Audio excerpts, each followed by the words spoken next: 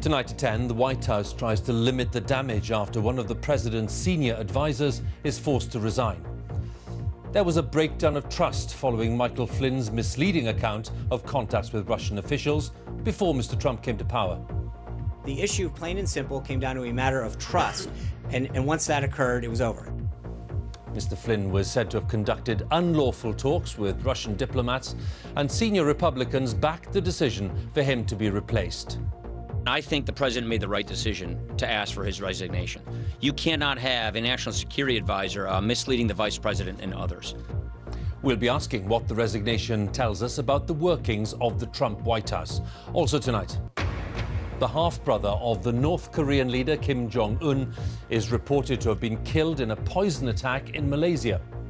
You say you lost a close personal friend. That's on your website. The UKIP leader Paul Nuttall admits it was wrong to claim that he lost close friends in the Hillsborough disaster. A special report from the Central African Republic, where rival militias are driving the country towards anarchy. You portray yourself as a protector of the people. But there is another view of you, and that is that you're a ruthless killer. And a glorious way to mark the reopening of the line between Settle and Carlisle. In the south, Topshop says it's deeply saddened by the horrific accident which killed a 10-year-old boy at its Reading store. And falling for a fraudster, warnings about the dangers of online dating from a woman who lost thousands.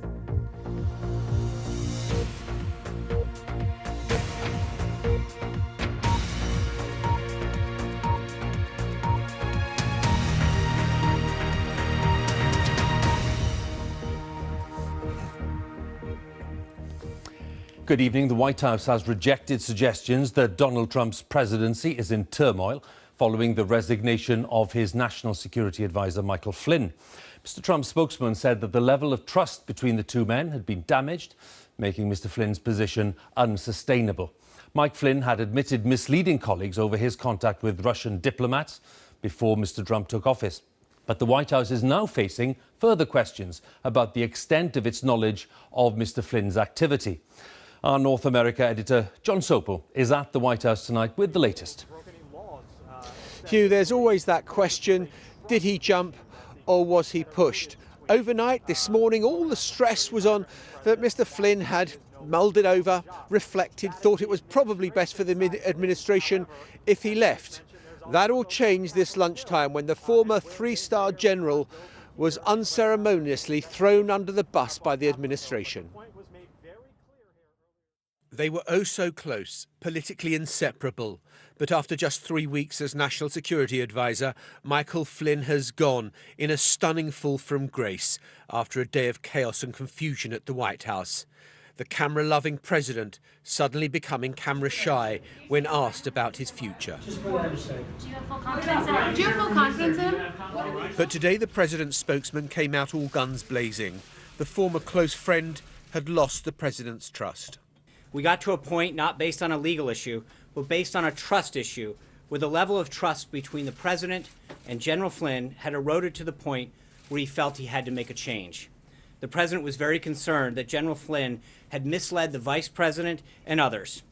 The evolving and eroding level of trust as a result of this situation and a series of other questionable instances is what led the president to ask for General Flynn's resignation. The Republican leadership, always uncomfortable about the unorthodox general, were relieved to see him go. You cannot have a national security advisor misleading the vice president and others. So I think the president was right to ask for his resignation, and I believe it was the right thing to do. This all goes back to action taken over the Christmas period by the former President Barack Obama to impose sanctions against Russia over its interference in the US election. On the 29th of December, Michael Flynn speaks to the Russian ambassador in the first of a series of calls.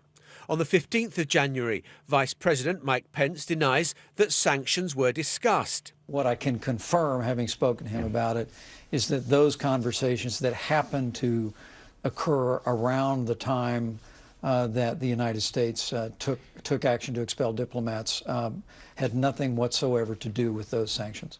But in late January, the former acting Attorney General warned the White House it might have been misled by General Flynn's account. no action was taken.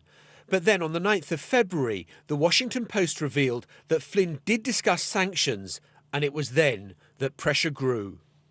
And Democrats are not going to let the matter go. The resignation of Michael Flynn was brought about not by discovering the falsehood, but by the fact that the falsehood became public. And that ought to be deeply disturbing to everyone. Welcome to the stage, General Mike Flynn, retired United States Army. Michael Flynn was a spear carrier for Donald Trump during the election, making Hillary Clinton's honesty a central point of attack. We do not need a reckless president who believes she is above the law. Yep, that's right. Lock her up. But now it is Michael Flynn who, on a question of trust, has been found wanting and finds himself very much alone. Well, we'll talk to John there in Washington in just a moment, but let's go to Moscow first, talk to our correspondent Steve Rosenberg. Steve, the Kremlin saying today this is a matter for the US, but behind the scenes, what's being said? Well, there is a degree of anger. Today, several prominent Russian politicians took to social media to express their anger and to claim that Michael Flynn was a victim of anti-Russia paranoia in America. But the Kremlin said that it wasn't going to comment. And tonight, Russian state television didn't even mention the story in its main news bulletin, partly, I suspect, because the whole thing is quite embarrassing for the Kremlin. But I also think that Russia feels it doesn't need to make a lot out of this because, after all, Moscow is counting on Donald Trump to change US-Russia relations, not Michael Flynn. The Russians believe that it's going to be the Trump-Putin chemistry, or the lack of it, that will be the decisive factor here. And there's one other thing that the Russians are aware of, that if these two leaders don't get on, if relations don't improve, then Moscow knows it can fall back on its old way of doing things, treating America as an external enemy, as a scapegoat for Russia's own problems. So from here at least, it looks like whatever happens, Russia emerges the winner. Steve, thank you. Let's go from Moscow to Washington. And John, when we look at this latest sequence of events, what does it tell us, do you think, about the way this White House is functioning? If you were being extremely kind, you would say it is an administration that is still finding its feet. And if you were being harsh, you'd say it's like a hornet's nest that's been bashed pretty hard. Sometimes it is very, very dysfunctional the way it operates. And what has been striking is, actually, I don't think they worry too much about that. It's what the people in the country who back Donald Trump think that they care most about. They've loved what he said about immigration and jobs and border controls and all of that. They don't get his attitude towards Vladimir Putin. This is a man who has been prepared to pick a fight with absolutely anybody on Twitter except Vladimir Putin. And there was a marked change of tone from the administration today saying, you don't know how tough we're being on Russia. Well, maybe I haven't been paying attention, but I had obviously missed that. But there is a new tone, and I think they want that to ring out. One other twist that we've had in a kind of extraordinary 24 hours, the counselor to the president, Kellyanne Conway, has been found guilty by the government ethics watchdog of a clear violation of their rules when she went on television and actually advertised Ivanka Trump's clothes line. It hasn't been a perfect 24 hours for the administration. John, again, thanks very much. John Sopel there in Washington, Steve Rosenberg for us there in Moscow. Now, the half-brother of the North Korean leader, Kim Jong-un, is reported to have been killed in a poison attack at an airport in Malaysia. American intelligence sources say that they strongly believe that Kim Jong-nam was murdered by North Korean agents. He'd been critical of his half-brother's regime and he'd left North Korea after being passed over for the leadership of the country. Our correspondent Rupert Wingfield-Hayes, who was detained in North Korea last year, he's now in Tokyo, has sent this report. This is Kim Jong-nam, whose body is thought to be the one now lying in a Malaysian morgue. Officials there say he died after being sprayed in the face with something at Kuala Lumpur airport this morning. South Korean media immediately claimed North Korean agents had assassinated Kim on the orders of his own younger brother, Kim Jong-un. North Korea's young dictator has been tightening his grip on power, ruthlessly purging potential opponents. What's so sensitive? Last year I saw for myself how strange North Korea can be. I was detained and expelled for insulting the Kim leadership. Much more telling is what he did to his own uncle, seen here on the left. Jang Sung-taek was hauled away from a party meeting, accused of treachery and executed. Has he now also eliminated his brother? Kim Jong-nam was once his father's favourite, being groomed to one day take over as North Korea's supreme leader. But his downfall began here in Tokyo, when he was caught sneaking into Japan on a fake passport. These pictures of his humiliating deportation from Japan are said to have deeply angered his father, North Korea's late dictator Kim Jong-il. His place at his father's side was taken instead by his younger brother Kim Jong-un. Kim Jong-nam then went into exile in Macau. In interviews, he repeatedly said he had no interest in power. So why kill him? Kim Jong-nam, although he'd been quiet and lying low for a while, not low enough it seems, had gone off message badly before. He'd said some stuff about the not believing in hereditary succession. And maybe in this kind of a system, like think medieval Europe, any other possible claimant to the kingship could potentially be a threat. In the 21st century, fratricide is normally confined to history books. Yet again, North Korea is showing it is not a normal country. Rupert Wingfield-Hayes, BBC News in Tokyo. Inflation reached a 2.5-year high in January. The Consumer Prices Index rose to 1.8%, up from 1.6% in December. The rise has been driven by increases in the cost of food and fuel. The price of raw materials and fuel for factories is up by 20% because of the fall in the value of sterling since the Brexit vote. Our economics correspondent Andy Verity has more details. Prices may be up, but it's not yet the consumer who's being squeezed hardest. It's the company that sells you the goods, and even more so, the companies that produce them. This East London brewery has boosted prices by 5%, but its costs have risen twice as fast. We've got auto-enrolment for the pensions coming in this year. We've got a huge business rate increase this year. Our sort of staff overheads are significant. And on top of that, we've now got a weaker pound, so our imported raw material price is going up and up. In the shops, prices rose by 1.8%, but further up the supply chain, inflationary pressure is building. The price of goods leaving the factory, wholesale prices, are up by 3.5%, and producers aren't yet passing on the much higher cost of raw materials, up by more than a fifth. The inflation figure announced this morning at 1.8% is still below the Bank of England's target. The Bank of England Monetary Policy Committee is seeking to manage inflation to maintain itself at or around 2%. So when inflation is at this level, the economy should be working well. It's worth remembering we've been through one of the tamest periods for inflation since the 1960s. The price of food overall is down 2% on 2 years ago. And if you take vegetables like potatoes, down by 4%. The key question is, with petrol prices rising by 17%, when will these prices start to go up again? And will our wages keep up? In the last few years. In a report to be released tomorrow, the anti-poverty charity, the Joseph Rowntree Foundation, fears they won't. All over their country, people are really struggling right at the moment to make ends meet. Their fuel prices are going up, their food costs are going up, their heating bills are going up.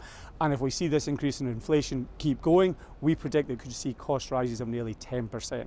What that means is we could see almost 4 million more people tip from just managing into poverty. Increasingly, retailers are faced with an unpalatable choice: absorb their higher costs and watch their profits shrink, or raise prices and accept the risk that customers walk away. Andy Verity, BBC News. Now, the UKIP leader Paul Nuttall has been forced to admit that he did not lose any close personal friends in the Hillsborough football disaster, contrary to claims on his website. He made the admission in an interview with Liverpool's Radio City Talk and insisted he had been at the ground on that day back in 1989 when he was 12 years old with his father and two uncles, despite recent press reports questioning his account of what happened. I haven't lost anyone who was a close personal friend. There was people who I knew through That's- football and this is- things this- like that. But that is, people will that now is, go, that is- I basically went to your website last night, search for Hillsborough, and it's paulnuttall.mep.com. yeah. It's your website. Well, I'm sorry about that, but that is something which I haven't. It's your own quote. I haven't put that out in my. That is wrong. Well, that was the exchange earlier today. Mr Nuttall is standing as a candidate in the Stoke-on-Trent parliamentary by-election later this month. Our deputy political editor, John Pienaar, is there. John, what do you make of this? Well, this is an important by-election, Hugh. Credibility at stake for Labour, but also for UKIP and its leader. And tonight, Paul Nuttall has apologised and said he never spotted the false claim on his own website that he'd lost close friends at Hillsborough. A UKIP press officer in the last few moments has taken responsibility and resigned. Labour will hope UKIP will suffer from this. Why? Because the Stoke by-election, like the by-election in Copeland in Cumbria, they're acid tests of whether voters are deserting in areas that voted heavily to leave the European Union. The Labour candidate here, by the way, Gareth Snell, has taken the flak over abusive tweets on women and on the Brexit campaign. So this could be a close fight. It will certainly be a tough fight in the last week of this campaign. It's a fight that neither of those parties can easily afford you to lose.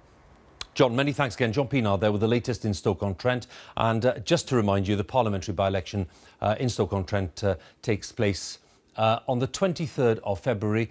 And there's a full list of candidates on the screen right now. And it's also available for you on the BBC News website. Let's have a brief look then at some of the day's other news stories. A 10-year-old boy who died after being injured in a Topshop store in Reading has been named locally as Caden Reddick. The retailer, council and police have all said that they're investigating what happened. His death is being treated as unexplained but not suspicious. The chairman of the electronics giant Toshiba has resigned after the company reported a yearly net loss of more than $3 billion. The announcement prompted unions in the UK to call for clarification after the Japanese firm suggested it no longer wanted to be involved in the construction phase of a new nuclear power station in Cumbria. Rolls-Royce has reported a record loss of £4.6 billion, among the biggest ever in British corporate history. The jet engine maker blamed having to settle a corruption case costing more than £670 million and the slump in sterling's value, which has wiped £4.4 billion off its value. Now, union leaders from Unite will meet ministers tomorrow to discuss the implications of a deal which could see General Motors selling its European business to the owners of Peugeot. It could lead to the French car manufacturer taking over the production of Vauxhall here in the UK and Opel in the rest of the European Union. Our business editor, Simon Jack, has been looking at the story. Vauxhall makes 60,000 vans here in Luton every year. It makes another 120,000 cars at Ellesmere Port, and both factories could have a new owner if General Motors sells its European business to the owner of Peugeot and Citroën. Any potential deal would redraw the map of the European car industry. Across Europe, the PSA Group has 14 production sites with 139,000 workers. GM Europe is known as Opel and has 8 factories outside the UK with 39,000 employees. Plus, and of course, there's Vauxhall in Luton and Ellesmere Port with 4,500 staff. Now, these are only talks at the moment, but if a deal did go ahead, putting together Peugeot, Citroën, Vauxhall and Opel, it would be a game changer, creating a giant behind only Volkswagen in European car production. And whenever you get consolidation on that scale, it's bound to cause understandable concern at plants like this in Luton and all around Europe about whether job cuts could be on the horizon. Where does that leave the UK in the sense that we've got flexible labour markets here?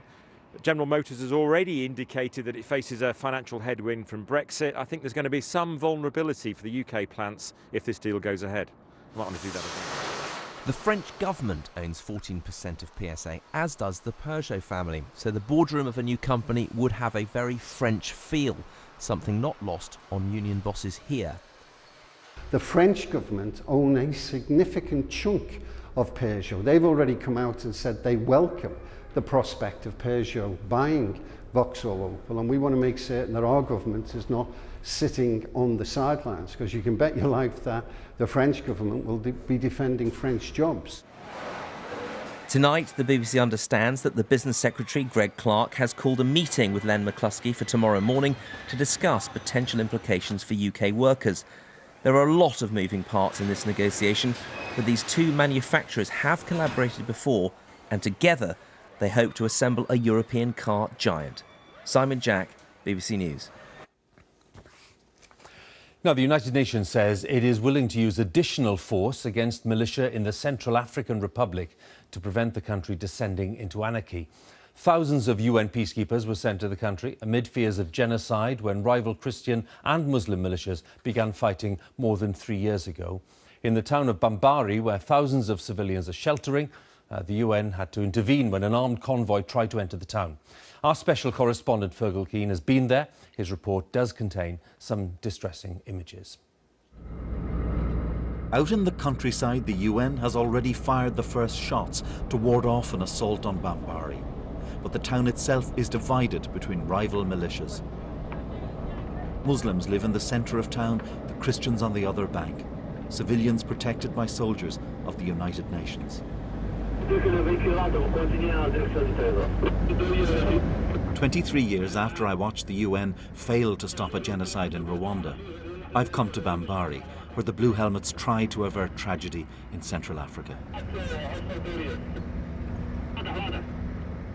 Every burned building here speaks of lives erased when the country descended into sectarian massacre in 2013. Civilians slaughtered, hundreds of thousands displaced into camps. Now, amid fears of renewed violence, there's no hope of going home. Leave here? I don't think so, this man tells us. Here we're protected by the United Nations. Civilians are facing renewed terror from warlords. These are Christians, but it's not as simple as just a battle of religions. Numerous warlords fight for power and wealth.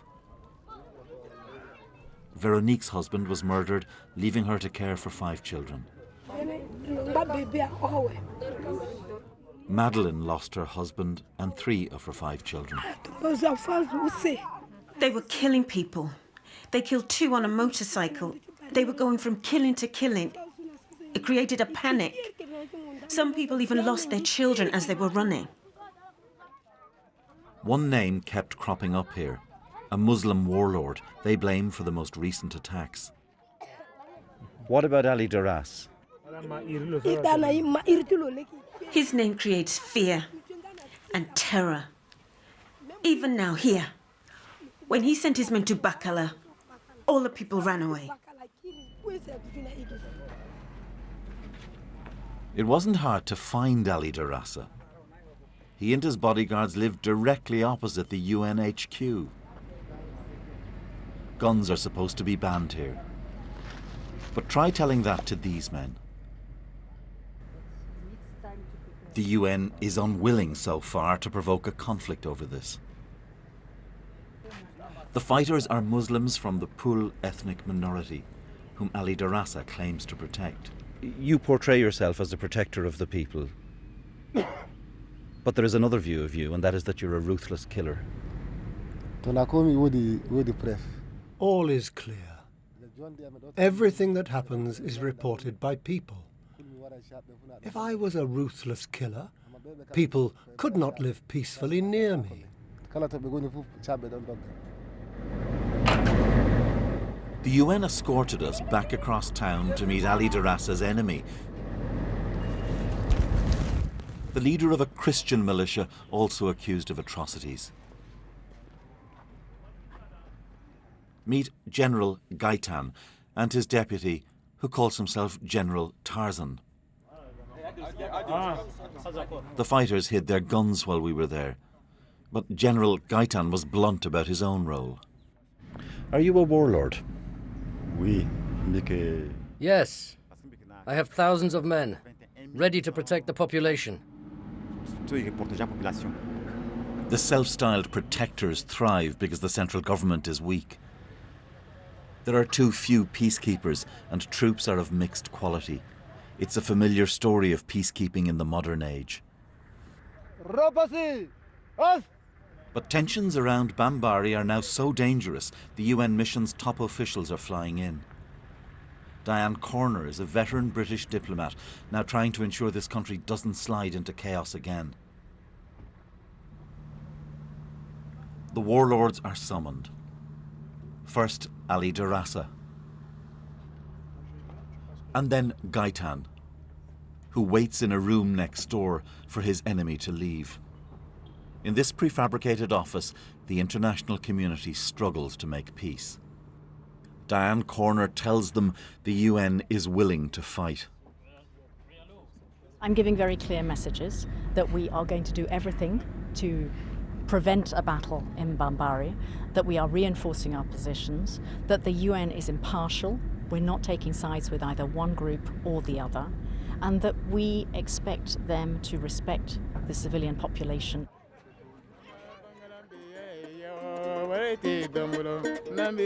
In the protected zone, the old life of the lost villages shows signs of revival. A father studies, planning for a future beyond all of this. But the calm depends on the UN continuing to enforce its red lines north of here. Over the years, I've seen the failings of UN missions, sometimes catastrophically, for example, in Rwanda. And yet, standing now on the bridge at Bambari between the Christian and Muslim districts, it's clear to me that without a United Nations presence, there would be slaughter here. Fergal Keane, BBC News, Bambari. The Swedish star Felix Kjellberg is the highest paid performer on YouTube. His video clips have been watched 15 billion times. He reportedly made £12 million last year. But Disney has now decided to end its lucrative collaboration with him. It says some of his videos have included Nazi references and anti-Semitic imagery. Mr. Kjellberg denies the claims and says the films are meant to be funny, as our correspondent Frankie McCamley tells us. How's it going, Russ? My name is PewDiePie. Felix Kjellberg, better known as PewDiePie, rose to fame playing games online. I have an eye on you, sir. With more than 50 million subscribers, he's become the world's highest paid YouTuber. But recently, his videos have been extremely controversial, containing Nazi references or anti-Semitic pictures. In this one, he asks these boys to hold up a sign saying "Death to all Jews." Subscribe to Keemstar. It's led to Disney cutting its ties with the star, calling the videos inappropriate. The challenge comes with someone like PewDiePie is of course his ability to reach a massive audience, but brands at your peril will work with people like with PewDiePie because he is provocative. It can be a dangerous proposition for any brands, particularly that like Disney. The 27-year-old has responded by saying he was trying to show how crazy the modern world is and that he's in no way supporting any kind of hateful attitudes. So what does that mean for PewDiePie here on YouTube? Well, they told us he didn't actually break any of their rules. However, his up-and-coming subscription feature, Scare PewDiePie 2, has been cancelled. He's also been taken off the Google Preferred list, which means top advertisers won't be posting on his videos. Promoting your channel and driving traffic to your video is a very powerful thing. And one way to do that is to shout the loudest and be the most inappropriate or most controversial so that these new broadcasters write about what you're doing in a negative way, but traffic's traffic and that's how you earn your living. There it is.